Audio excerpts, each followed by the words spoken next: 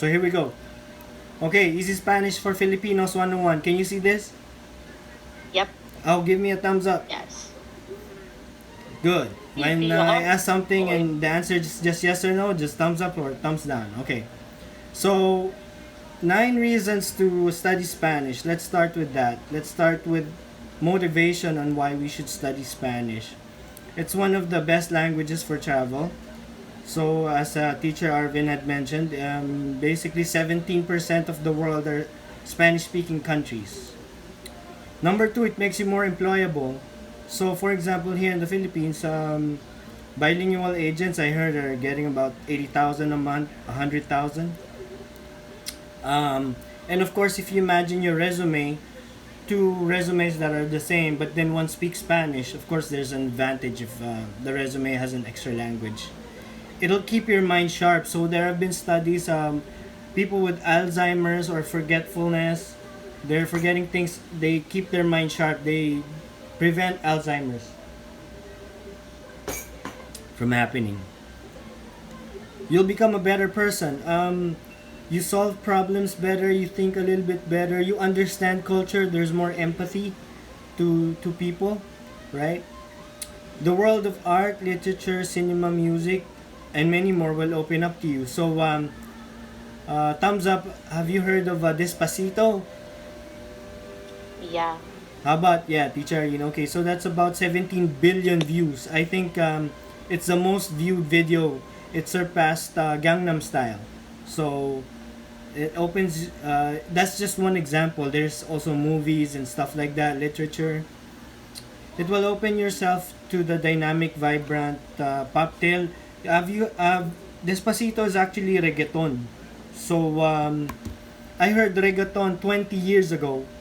And I thought, when I went to Colombia, and then I thought it was like a weird Indian music. And then I ended up loving it. And then now, 20 years later, it's come to the Philippines. Spanish is one of the easiest languages to learn. You can read it. It's not like Chinese that you can't read, or Arabic that you have to read backwards, and also you can't read it. So it's one of the, it's like a easy hack, an easy language to learn. Oh.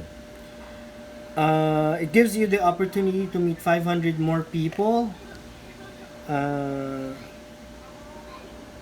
you could never meet before. So all over the world, there's like 500 million Spanish speakers, and I've made so many friends, and then I've met people just chatting on the plane or on tours or wherever. In the provinces here in the Philippines, they speak Spanish, and you just learn more things. Okay, and now, number 9, Tagalog has 2,500 words in Spanish. Did you guys know this? No. Okay, I researched this Ano to? somewhere before. Can you see? Yeah. 40% of English words are related to Spanish. So, words like interesting becomes interesante. Words like that, right? And we have, especially just for Filipinos, we have the advantage wherein the pronunciation is almost the same. It's almost the same. So, um, I had a Colombian friend before. He said that he was watching news about the Philippines. There was a rally and he didn't understand anything. But the rally said Estados Unidos. And he completely understood Estados Unidos. So for him it was blah blah blah blah blah blah blah blah blah Estados Unidos. And he was so shocked that we pronounced it the same. Okay? So we have that advantage. Now, some interesting facts about the language.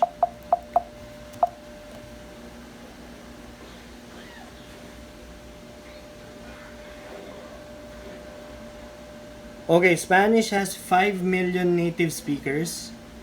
Okay, it's the fourth most spoken language in the world, and it's the third most used language in the internet. So the four languages are English, Mandarin, Hindi, and then Spanish. Okay. Second largest Spanish speaking population in the world is actually the United States of America with 50 million speakers. Did you know this? Thumbs up or thumbs down? If you didn't know it, thumbs down. Okay.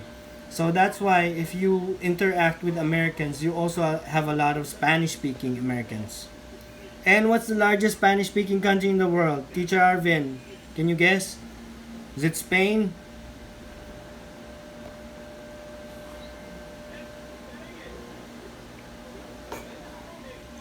You're on mute. You're on mute. I don't know. I would say Spain or Mexico. I'm not really sure. You're quite right. It's Mexico with 123 million speakers. Okay, and then you have Colombia at almost 50 million, Argentina, Spain, and the United States. Okay, well done. Now, there were surveys done before, and also people have told me which country speaks the best Spanish. It's actually Colombia. It's tied with Mexico for the purest Spanish in Latin America. Colombia is an obvious choice for the best Spanish speaking country for any language study. So for us that speak English, they're kind of like British English. It's very clear. They enunciate words clearly. A lot of the other countries are very slang, but Colombia has a very clear and nice pronunciation and diction.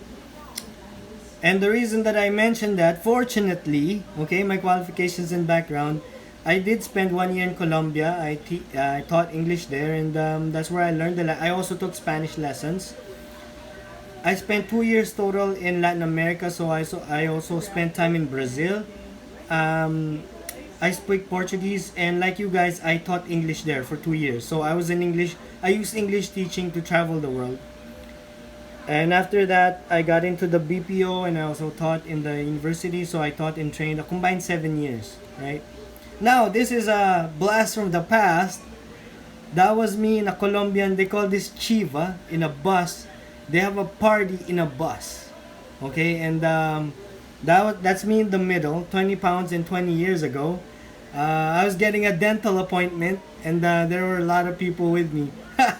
No, I'm just kidding. So, we were a lot of international people, and then we were with Colombians, and we put a band inside the bus, and we were dancing and drinking, and it was very fun. But this is called the Chiva, and this was in Colombia. Okay, our methodology.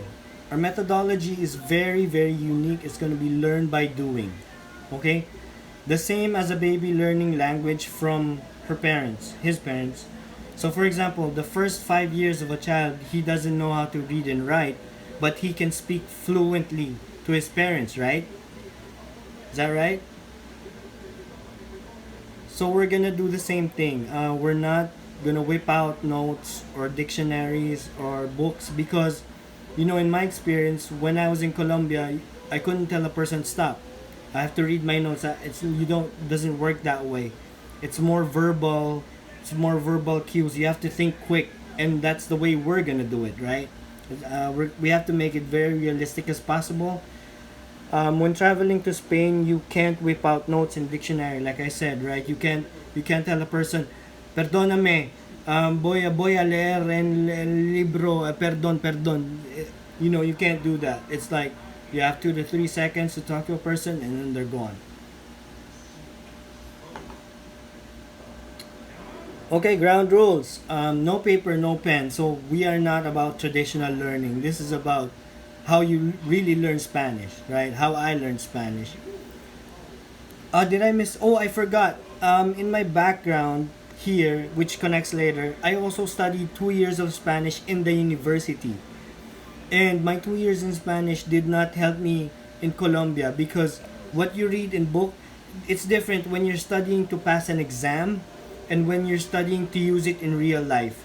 They're completely different. It's not the same. So when I was in school, I was studying Spanish to pass an exam, right? But when I got to Colombia, I had to pass life. So it's two different things, right? Maybe think about that when your students are also studying with you. Are they studying to pass an exam or are they studying to pass life? And that's how you do your methodology. So we must participate. Okay, so you're gonna be on unmute.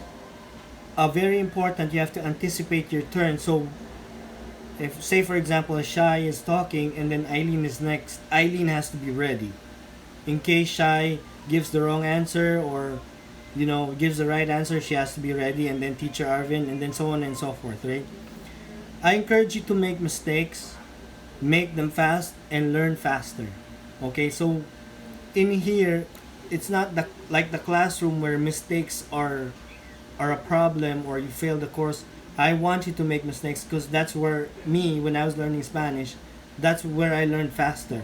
Actually, the funnier the mistake, the faster you learn. You know how sometimes when you're learning a language, you say stupid things, or you say funny things, or you mispronounce words, or one meaning is another. That's the best way to learn. That's life, right? Now, knowing it's your turn, anticipate, right? You have to be in an uninterrupted space, but if uninterruption is inevitable, if it can be avoided, just turn off your camera and mic so we know not to call you, okay? And last but not least, have fun. So I'd like to congratulate you guys, because you're here now. You could have been anywhere else. You could have been relaxing, you could have been exercising, chilling, watching Netflix, but you're here because you want to get better. You want to learn a new language. You want to get your brain cells going, right? So give yourselves pat on the back, clap clap. Thank you for making it, right? You're here, you want to get better. That's very good. We got 3 main objectives today. Immediate application of the lesson. So as soon as you finish the class, you're gonna be speaking Spanish, right? It's like a baby. You're gonna try and walk. After this class, you're gonna be walking a little bit. You might fall down, but you're gonna be walking. You're not gonna be crawling. Okay. Knowledge of the fundamentals of Spanish, and we can learn or retain 80% of the lesson. You don't have to learn 100%. That's not how life goes, right? Just learn 80-70% of the lesson, and that's big. That's how you learn a language. Every day you speak the language, and then you learn a few things. Any questions so far? Don, I'm good. So we're gonna start the lessons.